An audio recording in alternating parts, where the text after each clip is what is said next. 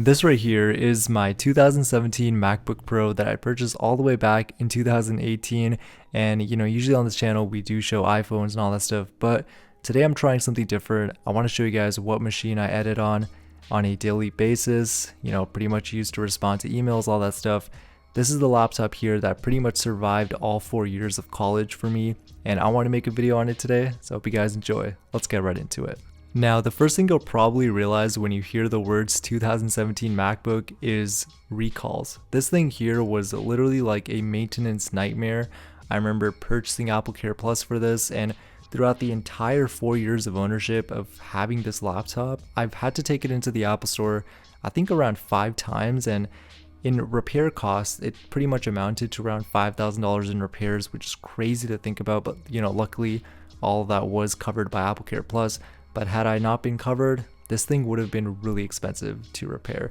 One of the first things, of course, was the keyboard issue. I honestly was affected by this over 4 times. Every single time I brought it into the Apple Store, they pretty much replaced the keyboard for me free of charge. So that was nice, but it's very inconvenient having to constantly take this thing in. And yeah, the butterfly keyboard, definitely not my favorite.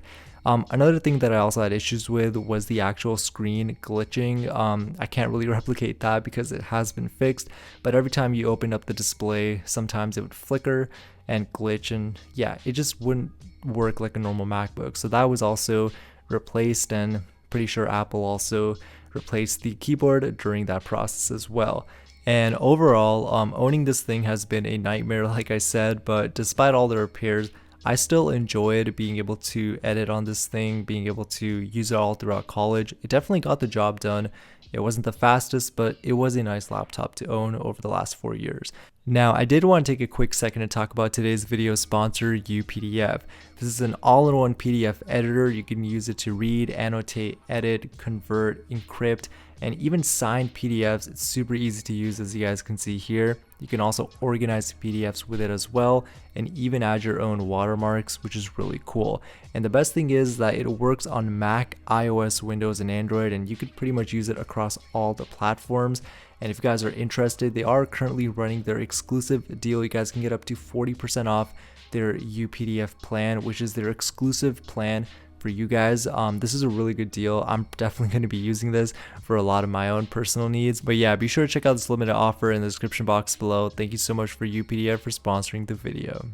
So yeah, the MacBook Pro, this thing, even though it's lasted me so many years, I am going to be eventually upgrading. So a lot of you guys are probably wondering, are you going to keep editing on this thing forever? Probably not. I do have plans to buy a 14-inch MacBook Pro, the M1 model. So just something small. I don't really need anything too big.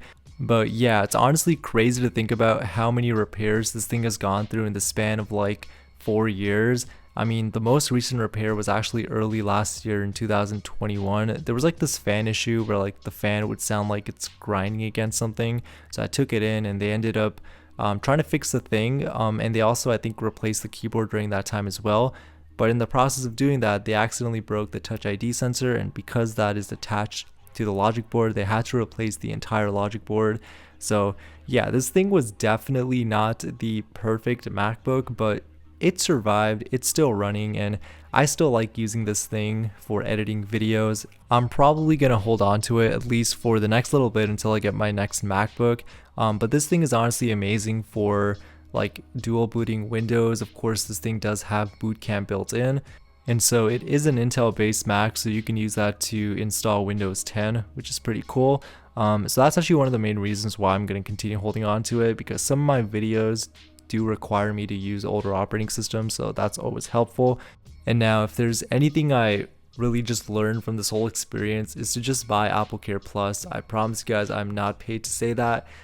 It saved me throughout this entire process. I saved a lot of money from it, and it's the reason why my laptop is still working.